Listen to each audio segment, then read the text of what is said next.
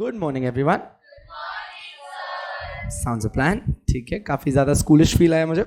Okay, अच्छा, how many of you, चुप रहे, how many of you are sitting for the first time? Perfect, sounds a plan.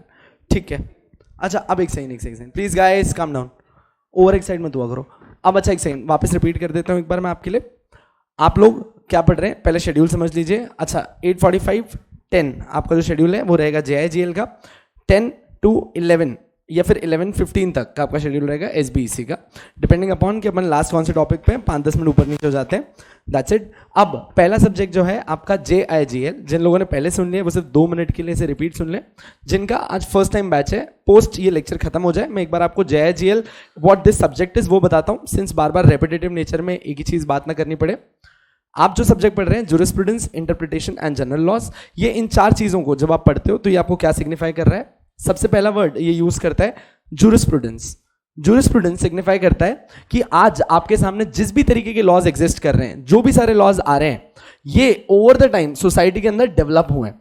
लोगों ने सोचा था, एक व्यू दिया था, एक थॉट दिया था कि भाई इस तरीके का लॉ होना चाहिए। जैसे फॉर एन एग्जाम्पल, सबसे पहले हम लोगों ने थॉट दिया था कि कोई भी लॉ बनाने की जरूरत नहीं है। हमने क्या बोला था कि भाई भगवान ने हम सबको बनाया है, ये पूरी की पूरी सृष्टि अगर इस पैटर्न में चल रही है कि सुबह हो रही है, दिन हो रही है, रात हो रही है, रात को आप ऑटोमेटिकली सो रहे हैं, सुबह उठते हैं, ये सब जो हो रहा है ये आपको किसी ने सिखाया नहीं था, ये आप अपने आप सीखे, तो जस्टिस भी अपने आप होगा। So the earlier thought of law was Karma. आपने मेरे साथ गलत किया, आपके साथ भी गलत होगा। कब होगा पता नहीं, सूनर और लेटर वी रियलाइज्ड कि कर्मा थ्योरी थोड़ी लेट हो जाती है और कभी होता है, कभी नहीं होता, कभी बाद में होता है। तो हम इतना लंबा टाइम वेट ना करके अब सोसाइटी के अंदर प्रोटेक्शन लाते हैं लोगों के लिए कि भाई किसी के साथ भी कोई गलत नहीं करेगा। जाहिर सी बात है, यहाँ पे बहुत सारे लोग बैठे जिसमें से कोई ज्यादा स्ट्रांग है, कोई थोड़ा सा वीक है। डजंट मीन जो वीक है उसकी गलती नहीं है, जो स्ट्रांग है उसने कोई अलग काम नहीं किया। This is a gift given by you to the god which has to be respected. However, आप किसी और को नुकसान नहीं पहुंचा सकते। तो ये आपके लिए लॉ बना। अब ये जो मैंने आपको एक थॉट दिया, ये जो सारे पहले से इवोल्यूशन हो रहा है, अपन आगे बढ़ते गए, ये पार्ट बनता है जूरिस्प्रूडेंस का।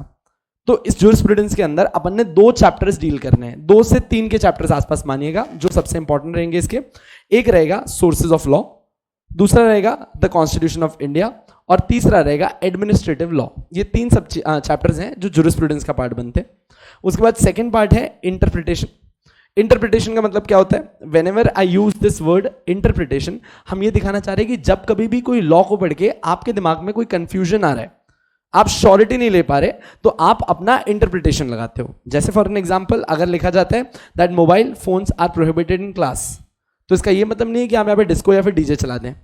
क्यों? क्योंकि बड़ा क्लियर सा मतलब था। जब मैं मोबाइल फोन्स बैन बोल रहा था, मेरा आइडिया था कि क्लास में कोई डिस्ट्रैक्ट नहीं होगा। तो क्लास में अगर कोई डिस्ट्रैक्ट नहीं होगा तो चाहे फिर रेडियो हो, चाहे डीजे हो, या फिर कोई और तरीके का डिवाइस हो, इन सारे डिवाइसेस को आपको छोड़ना पड़ेगा। इसे कहते हैं अपन इंटरप्रिटेशन। इसके आगे अपन जो तीसरी साइड जा रहे हैं वो है आपके जनरल लॉज, जो इस बुक में मेजॉरिटरली हैं। सारे के सारे जनरल लॉज ही दिए गए हैं। CRPC, IPC, CPC, ऐसे लॉज जो पूरे देश में यूनानिमसली लगते हैं, सबके ऊपर लागू होते हैं। फर्क नहीं पड़ता कि कौन सी कास्ट, कौन सी क्रीड, कौन से सेक्स से आ रहा है, उसके ऊपर ये लॉज लगने ही वाले हैं। इनको कहा जाता है जनरल लॉज। यहां तक एकदम ठीक है। अब सवाल आता है कि हमारे सामने ये सारी चीजें क्यों पढ़ाई जा रही है और हमें ये क्यों पढ़ाया जा रहा है?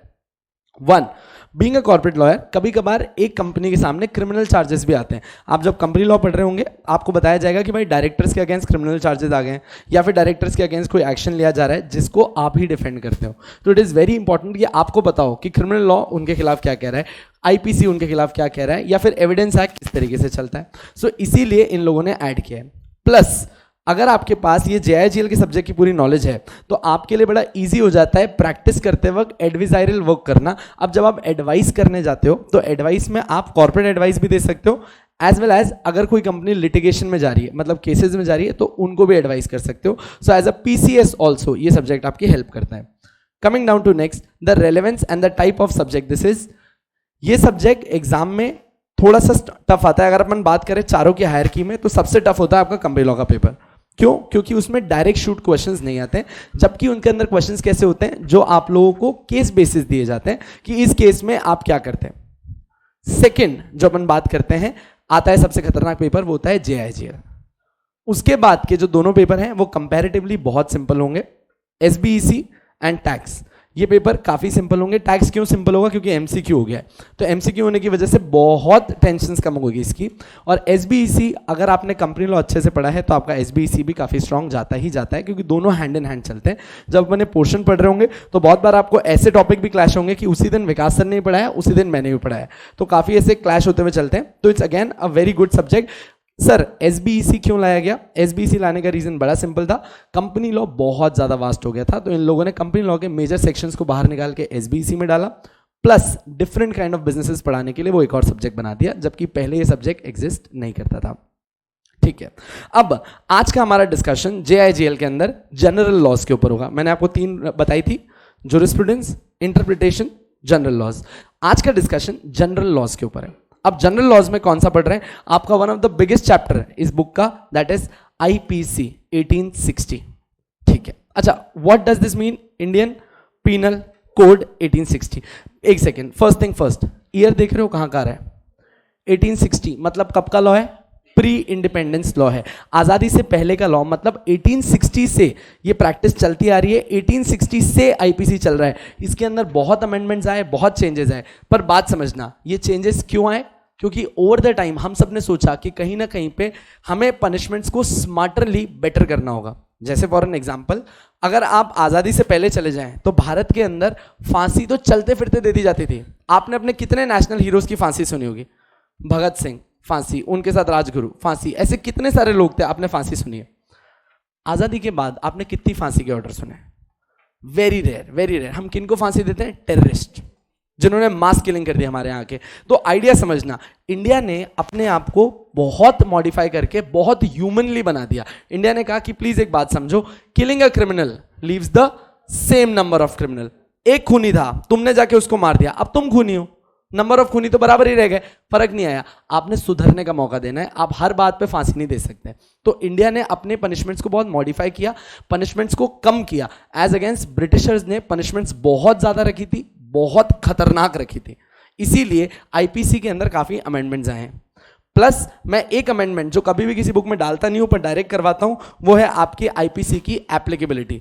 पहले के टाइम में हम कहते थे कि ये पूरे भारत पे लागू होता है एक्सेप्ट जम्मू एंड कश्मीर, पर नरेंद्र मोदी जी ने आपको एक तोहफा दिया इस आर्टिकल को उड़ा के, तो अपन लोग अब इसकी एप्लीकेबिलिटी पे बात करेंगे। स्टार्ट करता हूं इस एक्ट को। अच्छा, मेरा पढ़ाने का तरीका, हम पूरा बैरक्ट सेशन से जाते हैं। मैं आपको सेक्शन 1 से लेके आईपीसी का एंड तक का section line by line discuss करता हूं। Let's start with the title, that is section 1, IPC Indian penal code 1860। Okay, let's start. Pre independence law है, ठीक है।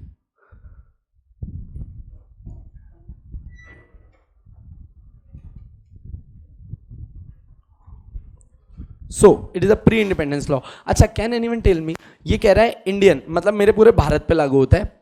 पीनल, पीनल का मतलब क्या होगा?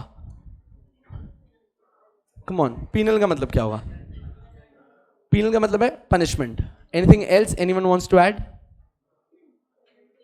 ठीक है, मैं एक बार लिख लेता हूं। आपने कहा है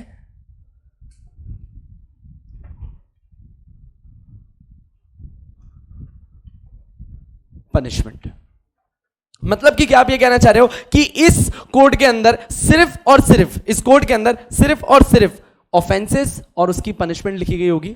द आंसर इज यस। इस कोड के अंदर सिर्फ और सिर्फ ऑफेंसेस बताए गए कि क्या ऑफेंस होता है और उसकी क्या पनिशमेंट है। एग्जाम्पल देखिएगा, सुनिएगा। मैंने एक रिवॉल्वर उठाया, रिवॉल्वर उठा के किसी को शूट कर दिया। आई टुक अ रिवॉल्वर, आई शॉट समवन। एक बात बताना, मैंने कौन सा ऑफेंस किया है? मर्डर किया है। मर्डर कहां लिखा हुआ है? 302 ऑफ व्हाट? आईपीसी। मतलब एक ऑफेंस है, उसी में नेक्स्ट सेक्शन में दी गई है उसकी पनिशमेंट। पनिशमेंट कहती है anyone accused and anyone guilty of committing an offence of murder should be charged with life imprisonment और डेथ। ऑफेंस बताया, पनिशमेंट बताई, ऑफेंस बताया, पनिशमेंट बताई, आईपीसी खत्म। आईपीसी हर सेक्शन में आपको सिर्फ ऑफेंस बताता है, पनिशमेंट बताता है। चलो ठीक है, एक और एग्जांपल लेते हैं। मैंने एक रिवॉल्वर लिया, गोली मारी, पर ये जो रिवॉल्वर लिया और गोली मारी, ये मारने के लिए मुझे मोटिवेट किया था विकास वोरा सर ने। हाँ, तो विकास वोरा सर ने कौन सा क्या किया है? कॉन्स्पिरेसी की है। What is conspiracy? Can anyone please explain me in Hindi? मेरी इंग्लिश इतनी अच्छी नहीं है।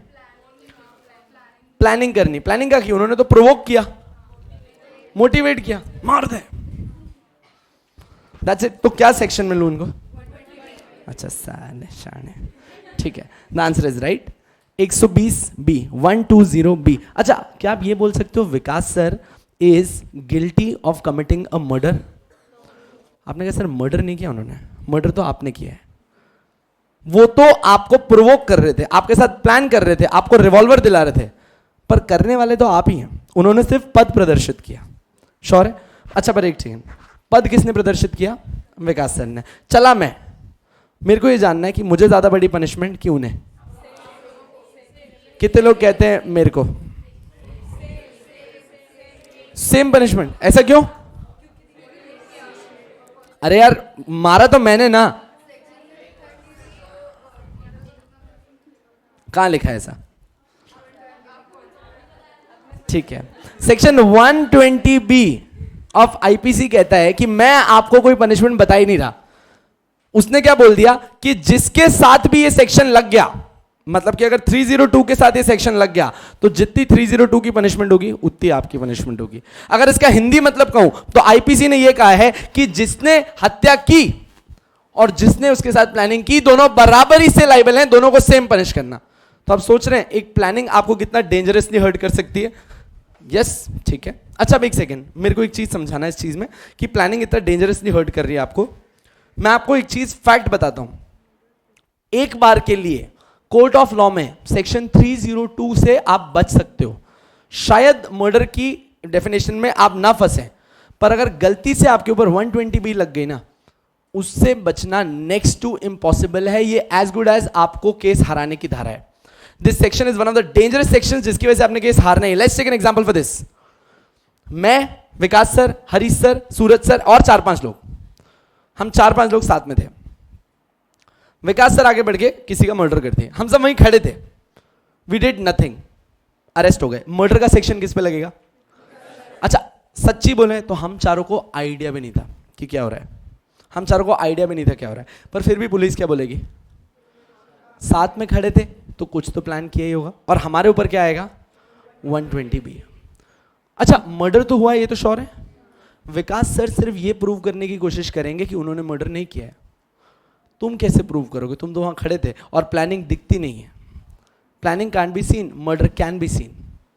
और तुम तो बोलोगे नहीं कि विकास सर ने मर्डर किया, क्योंकि तुम्हारे अगेंस्ट चली जाएगी ये बात।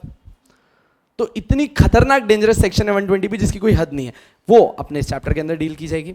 ठीक है, एक बार वापस आते हैं। तो अब हमें समझ में आ गया कि जब मैं पीनल वर्ड कह रहा हूं तो पीनल जो चीजें सिग्निफाई करता है, एक तो ये कोड बताएगा ऑफेंस क्या होता है, और फिर बताएगा इस ऑफेंस की पनिशमेंट क्या होती है। Make sense?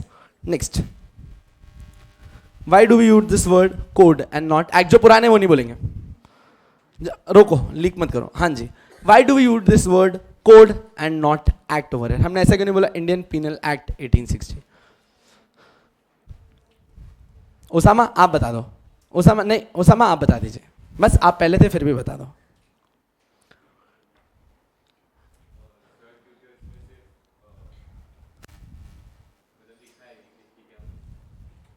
अच्छा, तो कंपनी लॉ में और क्या लिखा हुआ है?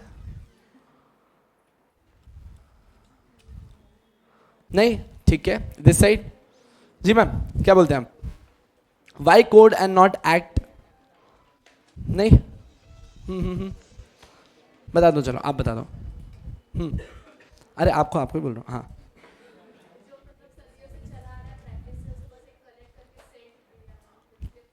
ठीक है, याद रखना जब कभी भी हमें वर्ड यूज करते हैं कोड, इसका मतलब है कि ये लॉज पहले से एग्जिस्ट कर रहे थे, इनको सिर्फ एक हेड के अंदर लाया गया है, आपने कुछ नया लॉ पास नहीं किया है, इसीलिए कोड वर्ड यूज किया जाता है। इसी जगह पे अगर कोई नई प्रैक्टिस, कोई नया लॉ इनैक्ट किया जाता है पार्लियामेंट के अंदर, तो उसके पीछे क्या लगता है? एक्ट लगता है। Sure enough? So now do we get it कि क्यों ये इंडियन पीनल कोड है? क्योंकि 1860 से पहले भी ये प्रैक्टिसेस थी, यही पनिशमेंट थी, ऐसा ही सब कुछ था, इसको सिर्फ क्या किया गया? एक ही जगह पे ऐड किया गया, that's it. Sure? This is your Indian penal code 1860 section 1। पूरे के पूरे टाइटल क्लियर है, कोई भी डाउट नहीं है? अच्छा अब एक बार के लिए देखना, why we are learning IPC? Anyone? Why we are learning IPC? Sir हम एक ऐसी सोसाइटी में रह रहे हैं जहां पे we all are staying in a give and take relationship. अगर कोई भी हमारे साथ कुछ गलत करता है तो उसको मैं बोलता हूं क्राइम।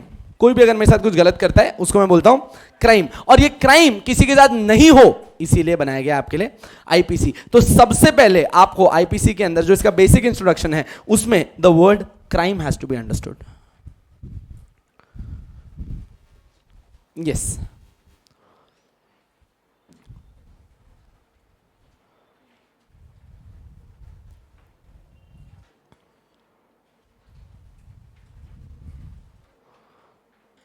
चलिए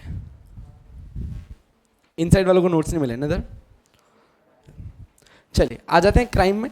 अच्छा, सबसे पहला देखना इसने क्या लिखा, crime is a social phenomena. It is a wrong committed by an individual in a society. Now just a second, tell me one thing. यहां पे सब बैठे हुए हैं, नोट्स की कॉपीज आई, नोट्स की कॉपीज है 150। दो लोगों को नोट्स कम पड़ गए, नहीं मिले। वो दो लोग उठे, प्रसाद के सामने गए, थड़ थड़ मुक्के मारना चालू, मुंह सुझा दिया। ठीक है, इज दिस अ क्राइम और नॉट? यस। अच्छा एक सेकेंड, अब एक सेकेंड, इसको तुम थोड़ा सा ग्रेटर पर्सपेक्टिव में समझना।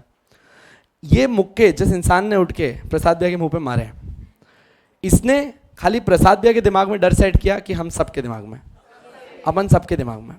ठीक है, क्यों? मैंने कहा अगर कल मैं किसी लेक्चर में नहीं आया तो अगले दिन मेरे साथ क्या होगा मुझे ऑलरेडी पता है। ठीक है, आप सब लोगों ने लेक्चर के बीच में ज्यादा क्वेश्चन पूछ लिए, शायद आपके साथ क्या होगा, आपके दिमाग में ऑलरेडी आइडिया है। Now this is a fear in everyone's mind कि अगर ये प्रसाद भाई के मुंह पे मार सकते हैं तो हमारे मुंह पे भी पड़ सकता है। Do you agree with this? Yes. अच्छा, अब एक बात समझना, हम लोग क्या कहना चाह रहे हैं? Crime is a social phenomena, it is a wrong committed by an individual in a society. आप सोसाइटी में आके एक गलत कर रहे हो, पर एक बात समझो, आप किसी एक के साथ गलत कर रहे हो पर डर पूरी की पूरी सोसाइटी रही है। फॉर एन एग्जाम्पल, इंडिया के अंदर आज तक अगर कभी भी एक रेप भी हुआ है, सारी लड़कियां घर के अंदर रुकी हैं, एवरीवन फियर्स रात को बाहर जाने से। हमारे साथ अभी तक ऐसा कुछ एनकाउंटर नहीं हुआ और भगवान ना करे कभी हो, पर मैं क्या कहना चाह रहा हूं, दिमाग में एक डर जो बना, this is for the entire nation and not only for that girl जिसके साथ गलत हुआ। सो व्हाट वी से, it is a wrong committed by an individual. एक ही इंसान से गलती हुई है, एक के खिलाफ ही कर रहा है, पर डर पूरी सोसाइटी में बन रहा है और इसी को रोकना है। इसीलिए अपन ने क्या बनाया? Indian penal code. आप उसको पनिश करके सोसाइटी के सामने के एग्जाम्पल सेट कर रहे हो, आप उसको पनिश करके सोसाइटी के सामने के एग्जाम्पल सेट कर रहे हो कि किसी ने भी गलत किया तो उसको क्या मिलेगी? पनिशमेंट। Make sense? वापस से फर्स्ट लाइन देखते हैं। Crime is a social phenomena, it is a wrong committed by any individual in the society, it arises first। अब देखो पहली बात, एक सेकंड, आप लोगों ने कभी कोरिया का नाम सुना है? कोरिया? एनीवन? एवरीवन? अच्छा, कोरिया दो बात में, साउथ एंड नॉर्थ। अच्छा, कौन सा डेवलप्ड है, कौन सा अंडर डेवलप्ड है? South is developed, right? Thank God for that. आप सबको पता है, तो मैं वहां नहीं जा रहा कि मैं आपको पहले ज्योग्राफिकली समझाऊं। साउथ कोरिया काफी सेफ है as against North Korea. North Korea या फिर अच्छा सीरिया की बात कर लो। आपने कभी न्यूज चैनल देखे सीरिया के ऊपर ऐसे ब्लास्ट होते हैं, ऐसे चलते फिरते मिसाइल्स गिरती है जिसकी कोई हद नहीं है। आप सब आज के टाइम में काफी ऑनलाइन देखते हैं, एक फोटो वायरल हुआ था कि एक बच्चे के सामने एक कैमरामैन ने ऐसे कैमरा पोस्ट किया था, तो उस बच्चे ने हाथ खड़े कर दिए ऊपर। सो थिंक वंस कि एक बच्चे के दिमाग में जो 3 या 4 साल का है, वो कैमरा देख के सोचता है कि ये बंदूक है। इसका मतलब है कितना अनऑर्गेनाइज्ड है। सीरिया में या फिर आप नॉर्थ कोरियन साइड की बात कर लो, कब किसके साथ क्या हो जाए कोई गारंटी नहीं है। दिस इज कंप्लीटली एक एडहॉक टाइम की कुछ भी हो सकता है। सही है? अब मैं यहां पे आपको क्या बताना चाह रहा था, क्या वो लोग ये बातें वर्ड यूज करेंगे क्या कि नहीं this is a crime, they have affected my right? वो बेचारे वर्ड यूज नहीं करते, उनको कुल मिला के सर्वाइव करना है और कहीं भाग नहीं सकते, क्योंकि अगर वहां से निकलेंगे तो दूसरी दुनिया उनको रेफ्यूजी बुलाएगी और रेफ्यूजीज की हालत तो और खराब है। तो वो बेचारे वहीं पे हैं, वहीं पे उनने कभी भी किसी ब्लास्ट में जाना है, बात खत्म। सो मतलब जेन्युइनली बोल रहा हूं कि आप सबसे सेफेस्ट कंट्रीज में आए हो जहां पे मतलब अलग ही राइट्स मिले हैं आपको, एज अगेंस्ट दूसरी कंट्री में इतने राइट्स नहीं मिलते हैं जितने आपको इंडिया के अंदर मिल रहे हैं। सो वन, आप उधर हो नॉर्थ कोरिया में, कोई ब्लास्ट हुआ, अरे आपके साथ किसी ने कुछ कर दिया, आपको कोई राइट ही नहीं है, सहना है, कुछ नहीं कर सकते। वहां पे जो ज्यादा पावरफुल है वो एंजॉय कर रहा है, मानते हैं यहाँ पे। पर यहाँ पे अगर आपके साथ कोई कुछ गलत करे, can you raise out your voice? Yes, you can raise out your voice. आप ऐसा क्यों कर पा रहे हो? क्योंकि तुम्हारा स्टेट तुम्हारे साथ है, क्योंकि तुम्हारा स्टेट तुम्हारे साथ है। नॉर्थ कोरिया या फिर सीरिया की बात करूं, उनका स्टेट ही उनके साथ नहीं है, कोई स्टेट है ही नहीं। So the word crime comes in, the word crime comes in जहां पे स्टेट है, जहां पे रूल्स हैं, जहां पे रेगुलेशंस है। जहां रूल नहीं, जहां रेगुलेशन नहीं, जहां स्टेट नहीं, वहां पे लॉ आ ही नहीं सकता। इसीलिए जब मैं कह रहा था that crime is a social phenomena, तो क्राइम कहने के लिए या किसी को क्रिमिनल बुलाने के लिए सबसे पहले क्या जरूरी है? It arises first when a state is organised, people set up rules, वहां पे रूल्स हैं, और breaking of such rules is an act which is called as crime.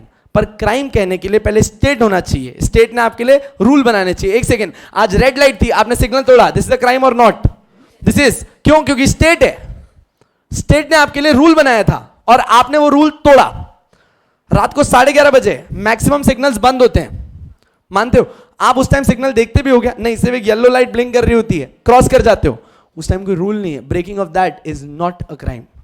सही बात है, मेक सेंस? अच्छा, दिन में पार्किंग करते हो, आप एक बार डरते हो, प्रेस्टीज के बाहर पार्क करके दिखा दो मेरे को। आधे लोगों के एकदम दिल में धक धक चलता रहेगी कि भाई कब फाइन लग जाएगा, पता भी नहीं पड़ेगा। समझना एक सेकेंड, बाहर नो पार्किंग का बोर्ड है, स्टेट है, रूल है, नहीं माना तो क्राइम है। ठीक है? मेरे जैसा इंसान, मैंने ना आज तक सिग्नल की कभी इज्जत नहीं की होगी। मैंने मेरी गाड़ी उसी स्पीड से निकाली, मैंने दूसरों को एडजस्ट करना सिखाया है। मेरी गिविंगनेस देखो, तो मैं उन्हें सिखा रहा हूं पेशेंस। ठीक है? लास्ट टाइम क्या हुआ, मैं क्लास के लिए लेट हो रहा था, मैं गाड़ी भगाता हुआ आया, मेरे पास फोटो बड़ा दिखाता हूं आपको। हुआ क्या, एकदम सिग्नल हो गया, गाड़ियां आगे आ गई, तो मैं कहा चलो रोक ही देते हैं। मैंने गाड़ी रोक दी, पहली बार जीवन में मैंने गाड़ी रोकी, मेरा ध्यान नहीं पड़ा कि मैंने गाड़ी ज़ीब्रा क्रॉसिंग पर रोक दी। पुलिस वाला आया सामने से, मेरा फोटो खींच रहा है, मैं पता नहीं क्या है यार। Okay, no problem. ठीक है, 1 घंटे के अंदर मेरे को मैसेज आया वहां का, you have been convicted for standing ahead of the queue. अच्छा ना, वो फोटो है, अभी आपको लेक्चर के एंड में दिखाता हूँ, प्रोजेक्टर पे चला के दिखाता हूँ। सारे लोग हैं ना जीब्रा में मेरे पीछे खड़े, और मैं अकेला जीब्रा में ऐसे खड़ा हूँ। ठीक है? अलग अलग चौड़े भाई। ठीक है? नीचे लिखा हुआ था पे your fine with in these days, else गाड़ी जहां दिखेगी वहां जैमर लग जाएगा और लेट फाइन विद इंटरेस्ट लगना चालू हो जाएगा। ठीक है? तब से अचानक से मैं ना जीब्रा क्रॉसिंग के पीछे खड़ा होता हूँ, सिग्नल नहीं तोड़ता, और जिस पुलिस वाले के हाथ में कैमरा है मैं वहीं रुक जाता हूँ। ठीक है? अच्छा, अब ये डर क्यों आया मेरे अंदर? क्योंकि है ना, मेरे को समझ में आ गया the breaking of which is a crime, जिसके लिए पनिशमेंट है, और ये पनिशमेंट्स की वजह से इंसान मानता है। मैंने आपको एक ग्रेट सेइंग बताता हूं, अपन जब सोर्सेज ऑफ लॉ पढ़ रहे होंगे इसमें डिटेल में बात करेंगे। बहुत सारे लॉ के थॉट देने वाले पर्सन थे जो अलग अलग बातें करते थे, जिसमें एक हुआ करता था सॉलमन और एक हुआ करता था जॉन ऑस्टिन। ये दो उस टाइम के बहुत बेहतरीन राइटर्स थे जो उनको लगता है, और उन लोगों ने एक लाइन कही थी that law is the command of a sovereign. आपने फाउंडेशन में पढ़ा होगा, law is the command of a sovereign backed by a sanction. इस लाइन का मतलब क्या था कि ये जो लॉज आप वर्ड यूज कर रहे हो ना, ये एक सोवरेन है। सोवरेन मतलब एक इंडिपेंडेंट इंसान है जो तुम्हारे ऊपर लागू कर रहा है। हमारे देश में हमारे ऊपर लॉ कौन लाता है? हमारी गवर्नमेंट। इंप्लीमेंट हमारी गवर्नमेंट ही करती है ना हमारे ऊपर। So law is the command of the sovereign backed by a sanction. Sanction का मतलब होता है पनिशमेंट। क्यों? क्योंकि जॉन ऑस्टिन ने उसके नेक्स्ट लाइन में लिखा कि man by birth does not like to follow instructions. Sir मतलब women likes to follow instructions? No, man includes women, general clauses act. तो मैन इंक्लूड्स अ विमेन। उसने कहा मैन बाय बर्थ कब से, अच्छा अगर इसको हिंदी में बोलूं तो उसने कहा कि इंसान जब से पैदा हुआ है तब से नकटा है, मन मर्जी करेगा। For an example, I give you very good example. कल विकास सर, मैं सब ऊपर ऑफिस में बैठे हुए थे। सो अभी यस एकेडमी के मल्टीपल जगहों पे वर्चुअल सेंटर्स हैं। सो ही आस्क्ड मी कि चिराग सर मुझे क्या चाहिए। अब यूजुअली क्या होता है, जैसे आज आप देखें, मैं आज आपको पहले 9th चैप्टर पढ़ा रहा हूँ। आपकी बुक के नोट्स में तो 1st चैप्टर से स्टार्ट हो रहा है, पर मैं आपको डायरेक्ट 9th पढ़ा रहा हूँ। तो बोले सर यहाँ पे तो क्या बच्चे आपके सामने होते हैं, यू कैन टेल देम कि पहले ये समझना जरूरी है, अपन फिर वहाँ जाएंगे। पर जो वीडियो लेक्चर्स देख रहे होते हैं ना, वो एकदम स्ट्रेट बैठे होते हैं और अचानक से देखते हैं 9th चैप्टर चला तो उनको ऐसा लगेगा कि फर्स्ट के 8 चैप्टर हमें मिले ही नहीं है। तो आप क्या करिए सर, एक एक्सेल शीट बना दीजिए जिसमें आपने लिखना है that all the students have to follow this curriculum. जो प्लानर आपने इन बच्चों के लिए बनाया है वो ही बना दो और सबको भेज दो, तो टेंशन नहीं होगी। वो 2 दिन से मुझे हाथ जोड़ रहा है ये बनाने के लिए। दोनों दिन से मैंने उसे अनसुना किया है, जैसे हम राहुल गांधी को करते हैं। कल वो आए, उन्होंने बोला सर अब क्या करेंगे ना, अगर ये शीट नहीं आई तो हर टीचर जो जो ये शीट्स नहीं बनाता है उसका हिसाब 7-7 दिन आगे करेंगे। कल रात को पूरा बना के आया हूं, अगर आपको दिख रहा हो वीडियो लेक्चर सीसी पूरा रेडी करके कंप्लीट फाइल लेके आया हूं कि आराम से सर आप पढ़िए, कोई दिक्कत नहीं। क्यों किया? सैंक्शन, पनिशमेंट दी थी। जैसे ही पनिशमेंट आई ना, सब बैठ के काम कर लिया dedicatedly. That's the difference, human wants punishment to do something. Sure, आ जाए आगे। अब ये लाइन क्या है? अच्छा एक सेकेंड, एक बात बताओ यार, मैं ऑफिस के लिए लेट हो रहा हूं, सुबह सिग्नल रेड है, इधर भी इंसान नहीं, इधर भी इंसान नहीं, उधर भी इंसान नहीं, ठीक है? आप है ना इंसानियत के नाते सोचो, मैं लेट हो रहा हूं, कोई भी नहीं है, मैं क्या करूं यहां? तोड़ दे, तोड़ दे। मैंने तोड़ दिया, पर जैसे ही तोड़ा ना तो सामने एक मेरे रिलेटिव खड़े थे, मामा, ठीक है? अच्छा एक सेकंड, मैंने बोला सर हाँ कुछ गलत किया, वहां से भी कोई नहीं, इधर से भी कोई नहीं, कुछ भी हुआ क्या, क्यों जबरदस्ती नाटक कर रहे हो? क्या मैं ये बोल के निकल सकता हूं? नहीं, the answer is completely no. अच्छा आप जब ये बोल रहे हो कि नहीं, क्यों? अभी सब तो तोड़ना तोड़ना बोल रहे थे, अब रूल पे आ गए सालों, मामा आते ही पलट गए, क्यों? हाँ जी, इंसानियत के नाते जा सकते हैं यार। आप मेरे को ये बताओ कि मामा को क्या बोलूं, पैसे नहीं देने मेरे को, कोई इलाज है क्या? नहीं, आपने कहा सर इंसानियत इंसान के तेल लेने, law is what it is, फर्क नहीं पड़ता कोई आ रहा है कि नहीं आ रहा। आप ऐसा थोड़ी कि रास्ते में चाकू लेके यूं यूं यूं करके घूमते रहोगे और बोलोगे कोई मरा थोड़ी। अबे मरने का वेट करेंगे क्या? किसी के साथ कुछ भी हो सकता है, we can wait. The next line is crime is what the law says it is. Law ने कहा this is crime, this is crime. भाई ने बोला बापू दिखता है मतलब दिखता है, एकदम ठीक है, श्योर? आ जाओ नाउ। अब प्लीज इस वर्ड को सुनना, आईपीसी आपके सामने दो वर्ड यूज कर रहा है कि भाई मेरे लिए the difference between criminal offence और सिविल रॉन्ग, प्लीज आगे नहीं जाना आपने, आप मुझे बताओगे आपके लिए क्रिमिनल रॉन्ग और सिविल रॉन्ग में क्या फर्क है? दिमाग लगाना, आपके लिए क्रिमिनल रॉन्ग और सिविल रॉन्ग में क्या फर्क है? रीड करके नहीं, आपका तो मुझे ही पता है, मुझे आता है, मेरे ही नोट्स हैं। हाँ सिविल लॉ में, अच्छा मैम का कहना है कि सिविल लॉ में आप किसी को हर्ट नहीं करते, ठीक है? मैंने आपका घर खरीदा 2 करोड़ में और आपको पैसे नहीं दिए, आप हर्ट नहीं हुई, फिजिकली हर्ट नहीं करते। अच्छा क्रिमिनल लॉ मतलब से फिजिकली हर्ट करना, ठीक है? आपने हेरा फेरी मूवी देखी है? उसमें वो बाबूराव उधर फोन लगाता है सामने वाले बंदे को और फोन करके बोलता है कि तेरी पोती के टुकड़े करके हम कुत्तों को खिला देंगे। सामने वाला बंदा हर्ट नहीं हुआ? हाँ हुआ ना, हाँ फिजिकली हर्ट नहीं हुआ, पर फिर भी आईपीसी का है असॉल्ट। यस प्लीज, हाँ हाँ आपको आपको प्लीज। पनिशमेंट नहीं, आप तो मेरे को रॉन्ग में फर्क बताओ। एक सेकंड आ रहा हूँ। यस सर, फिर नहीं पता आपने को, ठीक है? This side someone said sir, yes please.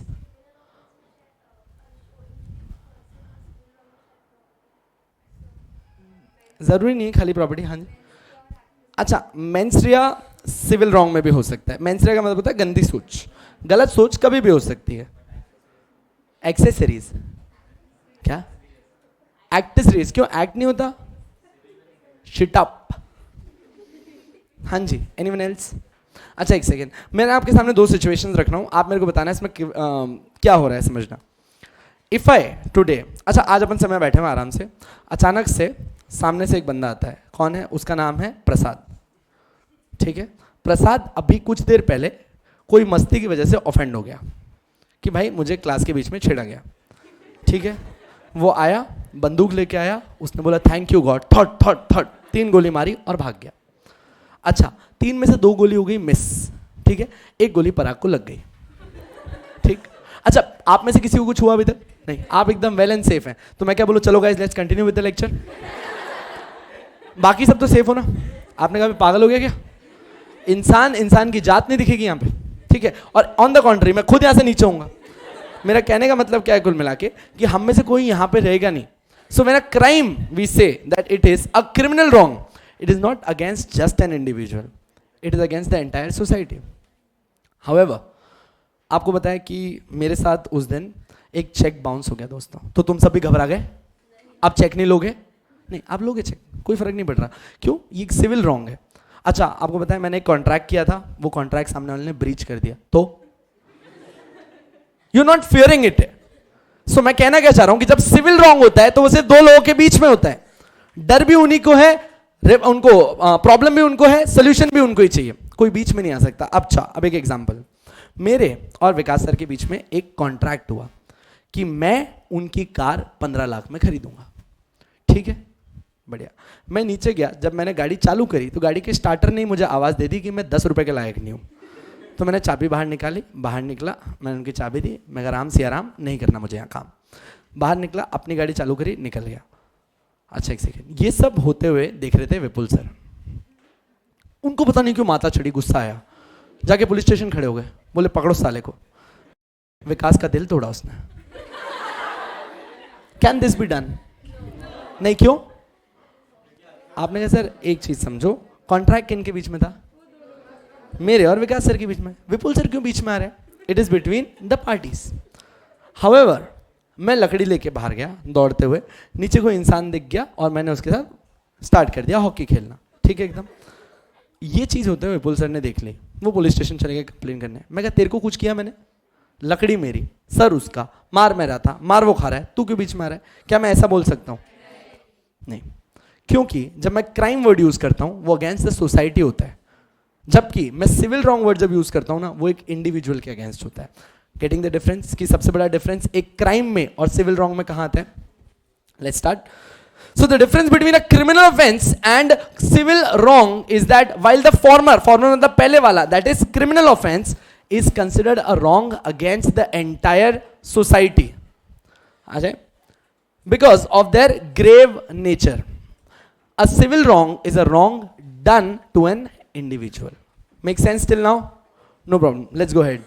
It is believed that serious crimes threaten the very existence of the orderly society. अगर आप कोई सीरियस ऑफेंस करते हो ना, वी थ्रेट। अच्छा एक सेकेंड, मैं आपको ट्रस्ट में ऑन दिस। अच्छा, आप सबने मुंबई ब्लास्ट ये सब सुने हुए?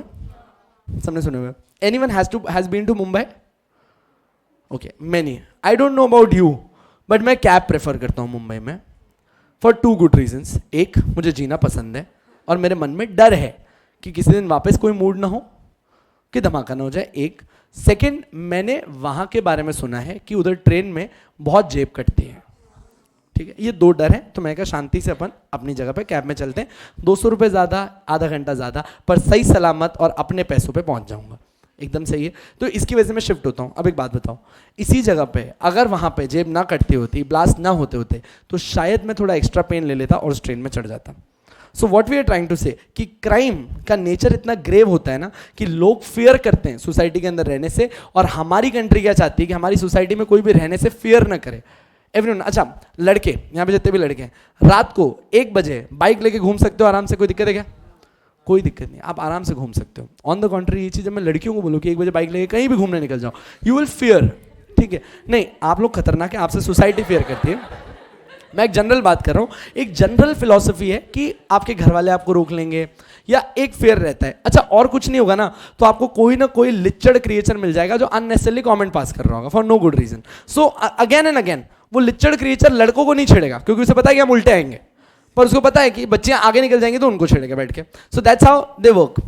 मेरा कहना क्या है, ये जो चीज उसने करी जिसकी वजह से सोसाइटी में एक फियर आया तो बाहर नहीं निकल पाए। किसी ने ना एक बार एक कॉमेंट किया था कि दिस विमेंस डे, लड़कों की तरफ से विमेंस को ये गिफ्ट दो कि एक दिन के लिए लड़के अपने घर से बाहर नहीं आएंगे और हम लड़कियां एक दिन के लिए हमारे देश में हमारी इच्छा से जीना चाहती हैं। और जेन्युइनली इस चीज को है ना पूरी सोशल मीडिया ने वायरल किया होगा and no one oppose to it, क्योंकि जेन्युइनली पढ़ के एक बार फील हुआ कि कितने थ्रेटन रह रहे हैं ये लोग एज अगेंस्ट हम जो आराम से कहीं पे कैसे भी पहुंच जाते हैं। Difference please. It is believed that serious crimes threaten the very existence of an orderly society. Doctor Priyanka का केस अभी रिसेंटली, यू रिमेंबर, टोल पे थे, डॉक्टर से मिलने गई थी, 4 लोग आते हैं, टायर अचानक पंचर हो जाता है, आगे लेके जाते हैं, टायर सही करवाना कह के रेप किया और जिंदा जला दिया। This entire picture threatens all of us. अब एक बात सोच के देखना, फॉर एन एग्जाम्पल, मैं आपको ट्रस्ट में होने से बता रहा हूँ। मैंने ना उस दिन मेरे घर के जस्ट बगल में एक फूड मार्ट है, मैं वहाँ था, कुछ शॉपिंग कर रहा था। बाहर एक लड़की दिन में 12 बजे गिर गई, ठीक है। 3 लोग गए उसको उठाने, that girl said no no thank you, I will do it, और चुप करके उसने गाड़ी उठाई और आगे निकल गई। क्यों मैं बताता हूँ, ऑन द कॉन्ट्री मैं भी इधर से देख रहा था ना, तो मुझे क्या लग रहा था कि वो तीनों लड़के इंप्रेशन मारने गए, हेल्प नहीं करने गए. ये जो सोसाइटी का आइडिया बन रहा है, क्यों बन रहा है? Because of the very basic idea of crime. Recently अगर आपको पता हो, 5-7 दिन नहीं, महीने भर पहले का केस होगा. एक लड़का लड़की 4 साल से डेट कर रहे हैं, अलग हो गए, लड़की की शादी हो रही थी. दैट गाय कॉल्स हिम कि एक बार बस मुझसे मिल लो, last time for a closure and let's end. उस बेचारी ने बोला ठीक है हम मिलते हैं. अच्छा एक सेकेंड, वो लड़की चुड़ैल है, उसने इसके साथ बिल्कुल गलत किया, इसका दिल तोड़ दिया, शादी कर रही है, बिल्कुल ही गलत है. मतलब इंसान के नाम पे धब्बा है. पर अगर मैं बेसिक चीज कहूं, उसका फंडामेंटल राइट है, राइट टू लिव. वो कैसे भी रहे, एक क्या वो 100 लोगों को छोड़ेगी. ठीक है, उसको बुलाया, आराम से रात तक टाइम पास किया, फिर बोला ठीक है आई ड्रॉप यू, मोबाइल ऑफ कर दे, बस थोड़ी देर मुझे बात करनी है, डिस्टर्बेंस हो रहा है. मोबाइल ऑफ करा है, थोड़ा आगे लेके गया, मारा, जंगल की तरफ लिया, रेप किया और उसका मुंह फोड़ दिया पूरा का पूरा, मार मार के. Now this incidence tells us what, the next time even एक सिविलाइज्ड सोसाइटी में भी अगर एक लड़का लड़की अलग होंगे ना, that girl fears to meet that guy again. ये सब क्यों हो रहा है? क्योंकि क्राइम बड़ा ग्रेव था, हमारी पूरी सोसाइटी डरने लगती है. ठीक है, और थैंक्स टू ये सब जो आते हैं, सावधान इंडिया और सीआईडी, हमारी माएँ अलग सतर्क हो गई हैं. आपने कहा माओ का सतर्कनेस अलग पहुंच गया है, क्योंकि उनको इतनी चीजें पता पड़ गई, वो हर चीज में शक करती हैं. हाँ, मतलब my mom right now was in Pune for a while. तो उस दिन मैं रात को 2 बजे घर पे आया, यहीं पे रिकॉर्डिंग कर रहा था 2 बजे. बहुत सारे लोग मुझे यहाँ पे मिलते ही थे फाउंडेशन में जो पढ़ाई वढ़ाई कर रहे होते थे. तो मैं 2 बजे रिकॉर्डिंग करके घर पे गया, तो अंदर आया और मैं सोफा पे ही सो गया वहाँ. मेरी मम्मी से बोल रही है क्या करके आया था रात को? मैं कहा रिकॉर्डिंग.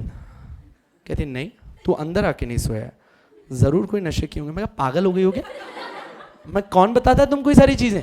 बोले नहीं, बच्चे ऐसे ही हाथ से निकलते हैं, मैंने देखा है सावधान इंडिया में. पहले तो मैंने टीवी हटवाई घर से, आज आगे. And therefore if such a crime is committed, it is committed against the entire society. सब लोग के खिलाफ है. आ जाए, अब ये लाइन बहुत इंपॉर्टेंट है जिसको प्लीज होल्ड करिएगा. In India the base of crime and punitive का मतलब होता है punishments. In India the base of crime and punitive means punishments provision has been let down in our Indian penal code. Sure? और इसका procedure कहां लिखा गया है? CRPC, criminal procedure code 1860. In this code the definition of crime has not been attempted. हमारे code में मैंने आपको बताया ना, हमारे इंडियन लॉज बड़े शानदार हैं. वो जो चीज पढ़ा रहे होते हैं ना, वही डिफाइन नहीं करते हैं. अच्छा, किसी ने कंपनीज एक्ट में कंपनी की डेफिनेशन देखी है? इतनी दिल छूने और दिल दहलाने वाली डेफिनेशन है ना, मन करता है कि उनको मारो जाके. Company means a company incorporated under the companies act और एनी अदर एक्ट. खत्म. उनने मेहनत ही नहीं करी. हमने कहा सर बोर्ड ऑफ डायरेक्टर्स क्या होता है? Board of director means the team of directors. हमने कहा डायरेक्टर क्या होता है? The team in which individual director is sitting. खत्म. तुम खुद दिमाग लगाओ. पब्लिक कंपनी क्या होती है? जो प्राइवेट नहीं है. प्राइवेट क्या होती है? जो पब्लिक नहीं है. खत्म. हमने कहा इतनी मेहनत हम नहीं करेंगे, ये तुम खुद करो. ठीक है. इसी तरीके से ट्रांसफर ऑफ प्रॉपर्टी एक्ट, हमने कहा प्रॉपर्टी क्या होती है? हमें नहीं पता. एक्ट है ट्रांसफर ऑफ प्रॉपर्टी, और एक्ट में प्रॉपर्टी के बारे में नहीं बताया, दूसरे लॉ में ढूंढो जाके. आईपीसी, हमने कहा सर क्राइम क्या होता है? बोला हमें नहीं पता, खुद देख लेना क्राइम क्या होता है. वही चीज उसने बोली, the code did not define crime. But हम लोग कहीं दूसरी जगह गए. Section 40 of the word offence denotes a thing made punishable by the code. अच्छा एक सेकेंड, मैंने है ना आपको ऑफेंस वर्ड पहले पढ़ाया हुआ है. Let's do this again. Offense का मतलब क्या होता है? Anyone who remembers? Thank you guys for the great support. I feel indebted. आ जाए, देखिए प्लीज.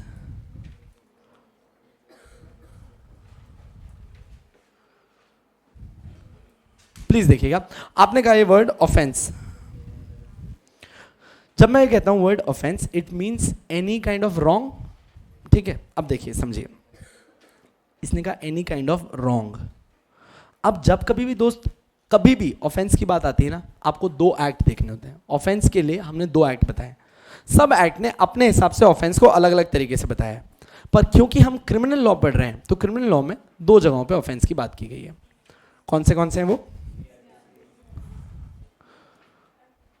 CRPC and IPC. सही है. अच्छा एक सेकेंड, बात समझना. आईपीसी और सीआरपीसी में ऑफेंस की डेफिनेशन में फर्क क्या है? सीआरपीसी बोलता है कि यार मैं तो सिर्फ एक प्रोसीजरल लॉ हूं, मैं सिर्फ प्रोसीजर बताता हूं कि किसी इंसान ने कुछ गलत किया हो तो उसको कैसे पनिश करना है। मैं कहीं पनिशमेंट तो बता ही नहीं रहा, मेरा काम है सिर्फ ये बताना कि प्रोसीजर क्या है उसे पनिश करने का। ठीक है, अच्छा अब इस लाइन को एक नेक्स्ट लेवल पे लेके जाता हूं, प्लीज ध्यान दीजिएगा। Offence is a wrong.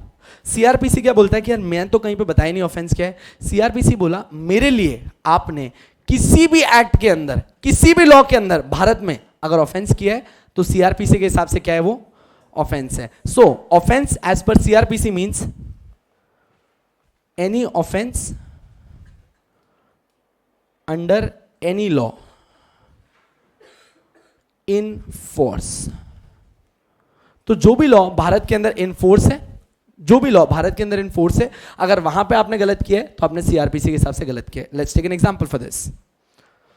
आप लोगों ने अगर मान लीजिए फॉर एन एग्जांपल कोई कंप्यूटर हैकिंग करी, आप लोगों ने कोई कंप्यूटर हैकिंग करी, ये एक पनिशेबल ऑफेंस है आईटी एक्ट 2000 के अंदर, श्योर है? पर क्या वो सीआरपीसी के लिए भी ऑफेंस होगा? यस, क्योंकि सीआरपीसी बोल रहा है मेरे लिए किसी भी लॉ में कोई भी ऑफेंस हो वो ऑफेंस है। क्यों? क्योंकि मैं आप सबको उसको ट्राई करने का, उसको पनिश करने का तरीका बताऊंगा। Sure? So anything punishable under any law is an offence under CrPC. IPC ने बोला कि भाई समझ, सीआरपीसी तो क्या है ना, बड़ा जनरल लॉ है, पर मैं जनरल लॉ नहीं हूं, मैं हूं specific. IPC being specific, IPC ने बोला मेरे लिए सिर्फ वही ऑफेंस है, मेरे लिए सिर्फ वही ऑफेंस है which is written under this act, which is written under this act. जो ऑफेंस आईपीसी के अंदर लिखा गया है सिर्फ वही ऑफेंस है। इसका मतलब हुआ फॉर एन एग्जांपल, आज मैंने किसी को चेक दिया, वो चेक बाउंस हो गया, आईपीसी कहेगा मेरे लिए कोई ऑफेंस नहीं है, क्योंकि ये जो ऑफेंस है ना वो किसके अंदर आता है, सिविल प्रोसीजर कोड, उनके हिसाब से ऑफेंस है, मेरे लिए वो चीज ऑफेंस नहीं है, मैं आपको पनिश नहीं करूंगा। श्योर? Make sense? आईपीसी ने खुद के सारे सेक्शंस के अंदर पनिशमेंट दी है। ठीक है, अच्छा अभी तक ये बात खत्म नहीं हुई है। हम लोग ऑफेंस वर्ड क्यों पढ़ रहे हैं? क्योंकि आपके आईपीसी 1860 ने कहीं पे भी वर्ड क्राइम नहीं समझाया, कहीं पे भी वर्ड क्राइम नहीं समझाया।